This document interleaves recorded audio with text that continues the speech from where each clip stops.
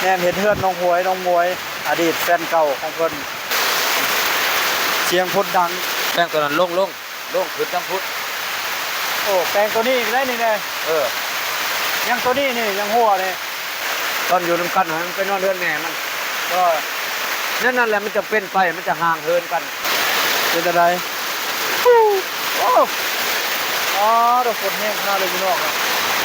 ทั้งฝนทั้งลมสินน้องอ้อยเพิ่นยังพลาดนี่นะเพิ่นหักน้องอ้อยหักแห้งขนาดเลยประตูนี่อันนี้หัวบ่ฮะ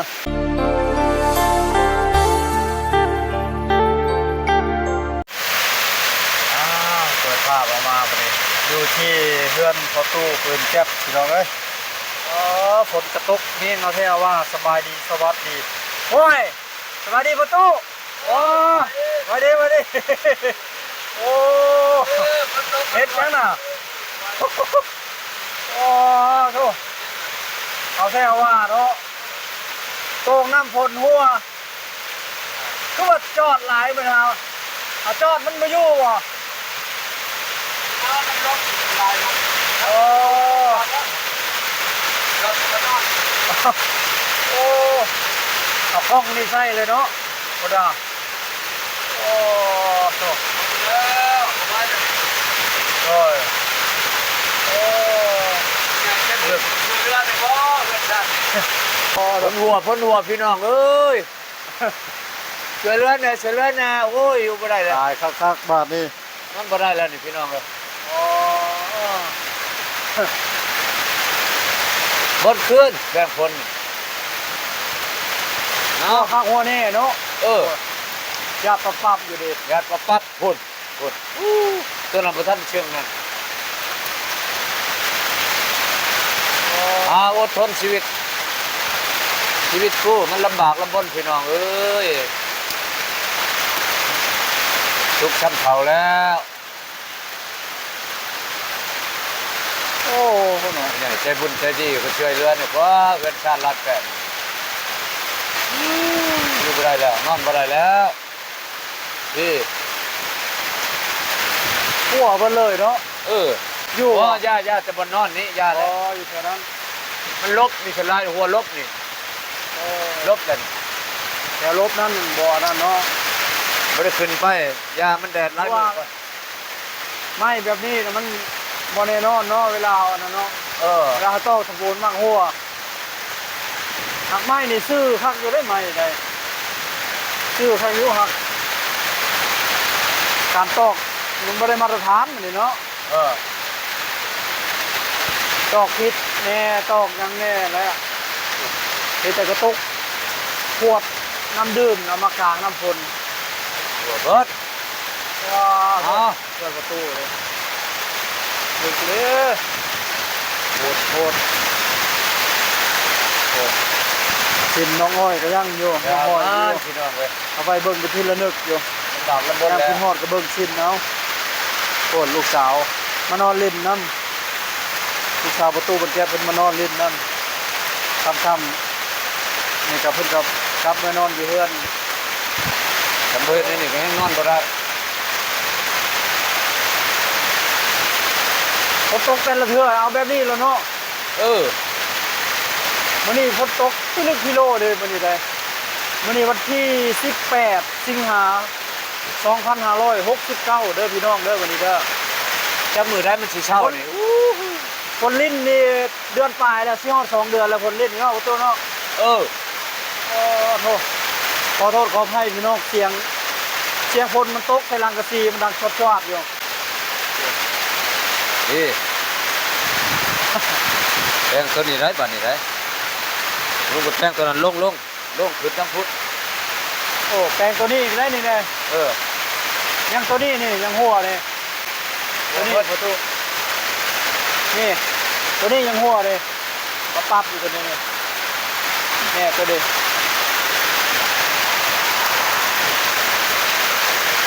หัวอยู่ลบเนาะ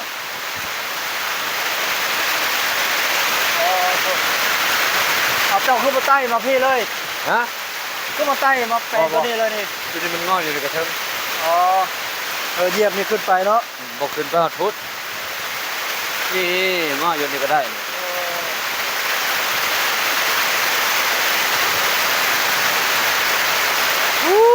พี่น้องเอ้ยลำบากลำบน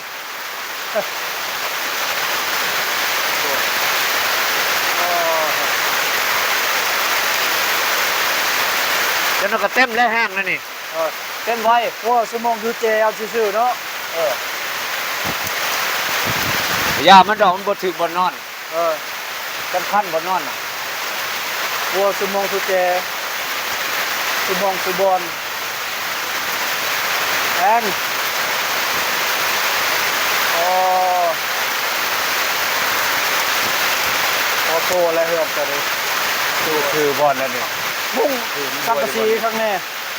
มุ้งสังกะสียังดียังหัวเนาะ ประจักษ์แนวสิว่าทำมาเบิ่งชมวิวอยู่นี่ก่อนเนาะสภาพการข้างนอกโอ้โหฝนโอ้ช่องวิวข้างอะไรย่างฝนตกเล่นกันออกไปใช้บ่ได้กับพี่จะไปช่องเบิ่งนี่แหล้วน้องเอ้ยบรรยากาศดีขนาดมีแต่ป่าไม้อ้อมรอบทำเลหมู่บ้านของประตูเช้าฝนเลยทุกยังกระเดียกกระดอดท่าน เลี้ยงนี่สิ้นแหงนี่ โอ้ยควายตาย สิ้นแหงค่อย ติด ตาย หนีเอาน้ำเขา โอ้ที่นี่วะนี่โอ้ ได้ช่องมือแล้ว สองมือแล้วเฉพาะมีมันยังมีกินจะได้กิน ควายเขาตาย อยู่บ้านนี่วะควายตายอยู่บ้านนี้ บ่มีน้ำกินจะเป็นแล้ว ไฟโซลาร์เซลล์มันนี่แสงแดดน้อยเนี่ยแห้งที่เบิดไว้แล้วก็เดี๋ยว นี่ปับจนกระเต็มพี่น้องเลยบึงแย่งเลยเด้อช่วยเหลือเด้อโอ้ยเฮือนชานก็อยู่บ่ได้แล้วนี่อยู่ผู้เดียวพ้นกับหัวพี่เรียกบัดละเท่านี้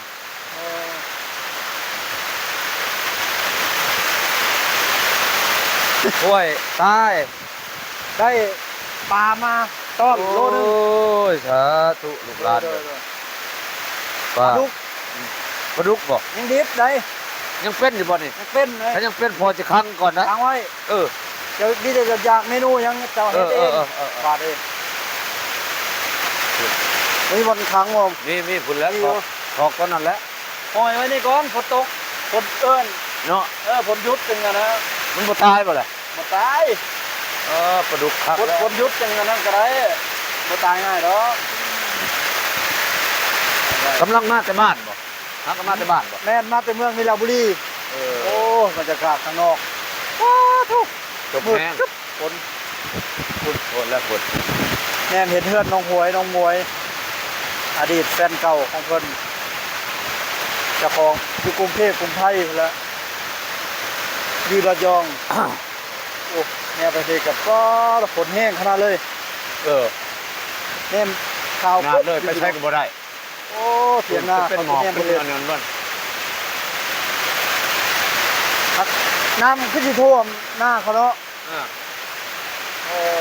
แถวตัวไปมันบ่ตกบ่ฝนน่ะตกคือกันอันนี้บ่ขยะเลยอันนี้เช้าหน่อยนึงน้ำไหลลิดเลยบริตักแล้วเนาะเต็มเองแล้วจังน้ำนี่มันเต็มเองมันเลยวะบ่ยากตักยามนี่บ่อยากตักเลยเนาะเต็มเองมันบ่ได้ลงตักน้ำคุณเอาหล่อตรงไว้พอแห้งอยู่คุณใส่ติ้งใช่แล้วน้ำใส่ข้ากันเลยบ่เชื่อก็อาบอยู่พี่ได้บ่ได้ไปแล้วโอ้ยอาบอยู่เทิงนี่ก็ได้สบายมื้อนี้อาบแล้วมื้อนี้ก็ขึ้นมาแต่ท่าน้ำพอดีฝนตกมันช้างบริไก่เด้กับเพื่อนน้องมวยน้องหวยเด้40 เมตรจะนี่ไปนอกประตูเนาะประมาณนั้นแหละมันนั่นแหละบ่ฮอด50ประมาณ40จัน10ปลาย40นี่แหละเขาเอานั่งตามสบายประเดี๋ยวหรือว่าชมวิวบ่บ่มีมองชมวิวเนาะเอาลูกให้บ่ทันกินได้กลัวไฟเนาะคันบ่กลัวจนฝนหัวใช่มันตกมันหัวจนมันพุ่งใส่มันก็เปียกมันก็บ่ได้ ปับโอ้ยลายบ่ไว้ป้ามันกระยามันอยู่นี่มันเป็นบอลนอนบอลนอนแล้วบ่ได้ต้องนะ โหดขนาดเนาะอันนี้มันยังดีแต่มันบ่ล้มเนาะถ้ามันล้มแห้งสิขนาดเลยนี่ เพื่อนนี่หยุดแล้วคือมันไปแต่ยามันนอนเฉยบ่ไปเทวดาเพิ่นเบิ่งดอก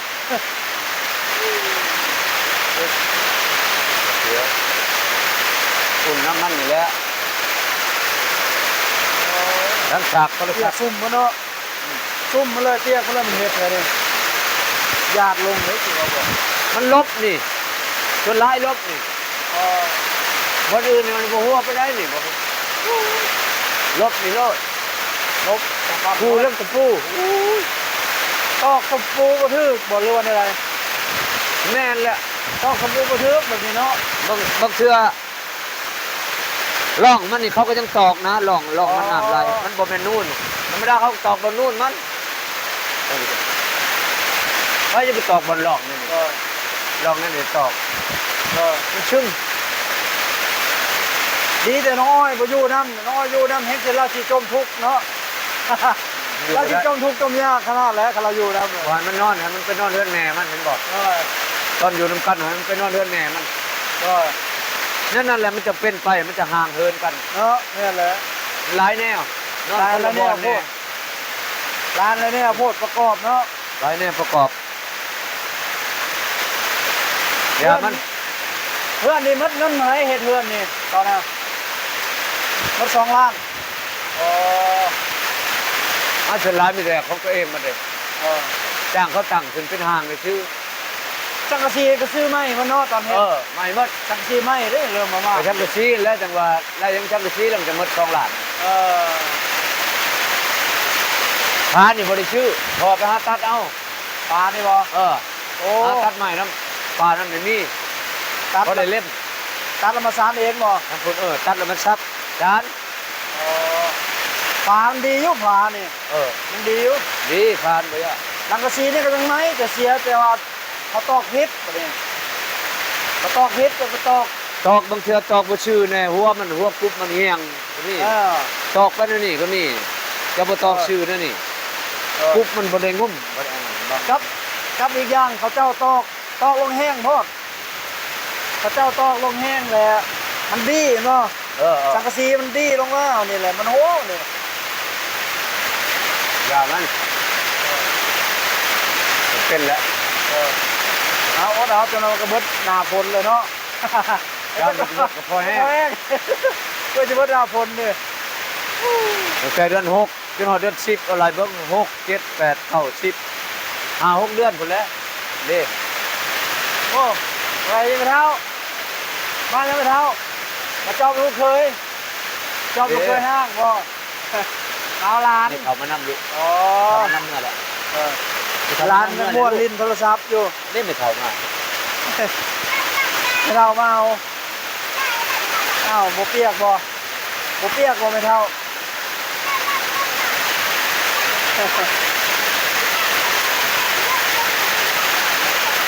คนยุดจังเมื่อ เอานี่ลูกไว้ โอ้มีลมนี่ กันสิเมื่อกันนอกบ่อนนี่บ่หัวบ่ ไปผมยุด นอนสบายลมมันน่ะก็ได้ มาเอาหลานกินฮอดหลานกินฮอดบ่มาใกล้ๆเลยครับกินฮอดเนาะอ๋อเด้อเป็นใบกัน ว่านี่คืนนี่เพิ่นมานำมันบ่เมื่อมันนอนอยู่พี่ เด้อ มันบ่เมื่อ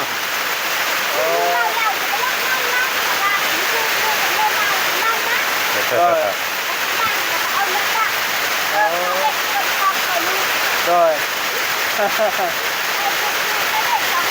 นี่นั่งร้อยนี่เอาไว้กระเจ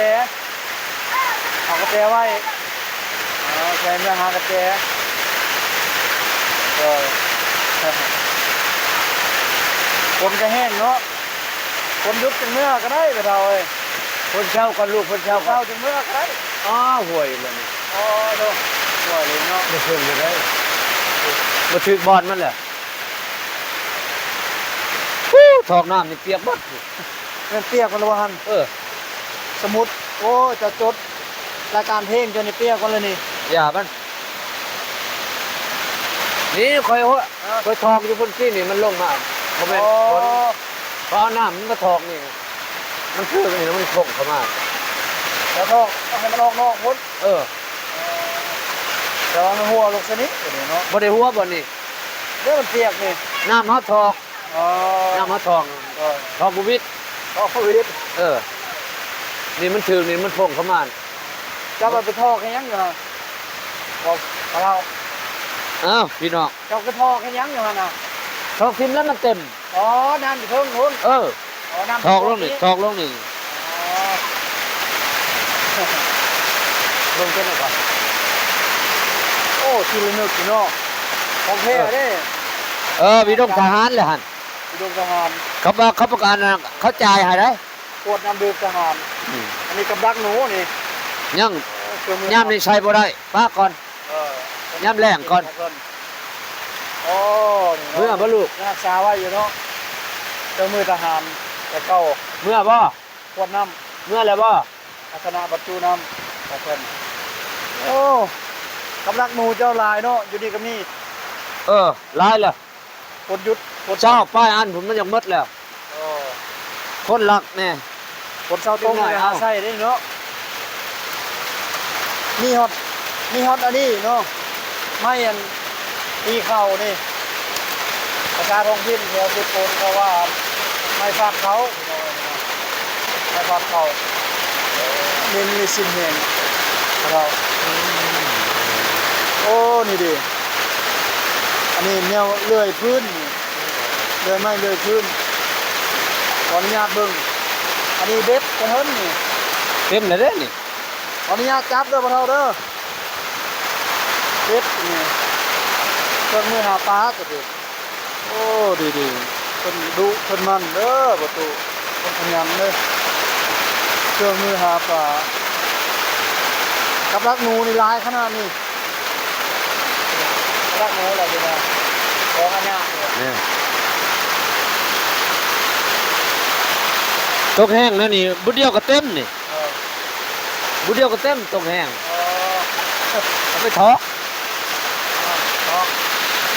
เอามานี่คอยโทรให้มา เออ มานี่แล้วมันหัวลง บ่ ได้บ่ เพิ่นได้บ่ดี ลองเองบ่ว่าปลอดภัยป่ะเนี่ยโอ้พอแห้งเลยเที่ยวเดียวให้น้ำมาเนี่ยเนาะ เออ เที่ยวเดียวท้องน้ำมาเนี่ย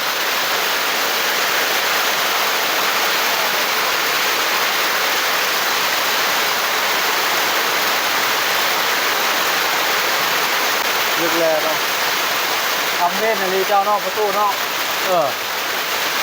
ขนาดบ่อนในหัวนี่โอ้ย ปวดหัวเรื่องความหักกระชิ้นหัวแห้งแล้วมาปวดหัวเรื่องปวดหัวอีกมาดิ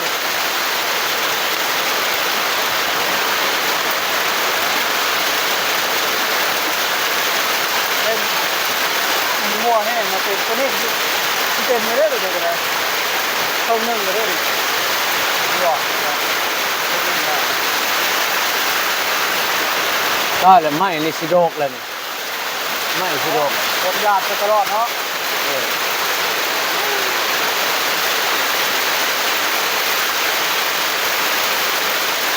แห้งแห้ง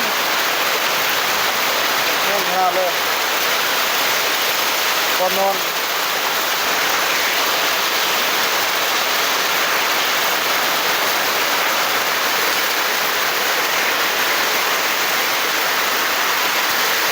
ลึกคน ร่มน้อยค่อยรักไอ้นี่บ่ได้ค่อยแล้ว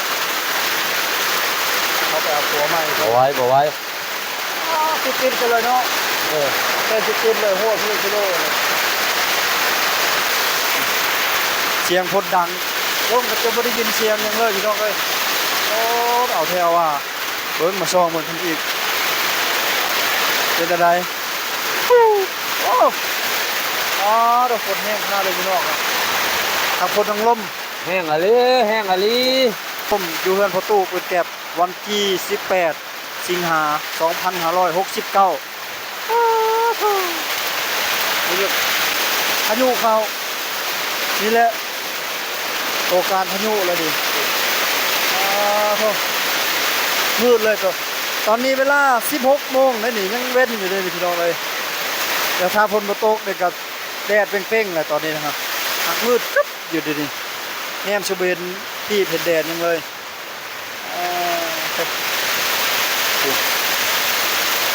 ต้นไม้ใบหญ้ากองเนิบนาบเอ้า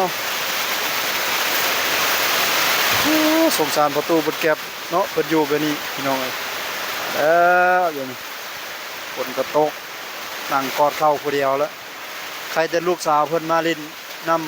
ำถ้าลูกสาวบ่มาเนี่ยโอ้ยพอแห้งแล้วสิงอมสิเหงาแล้ว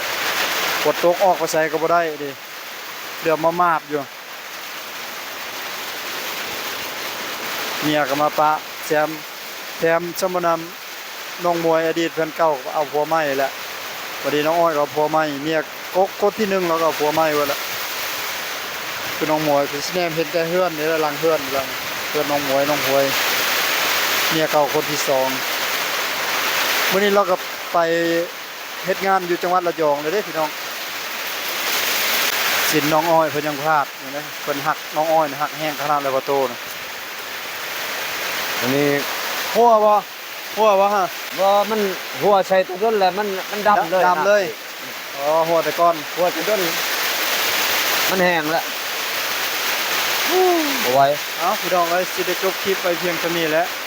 มันบ่ได้ยินเสียงหยังเลยนี่ตั้งแต่ลมตั้งแต่ฝนไปเจอกันคลิปถัดไปเด้อพี่น้องเด้อสบายดี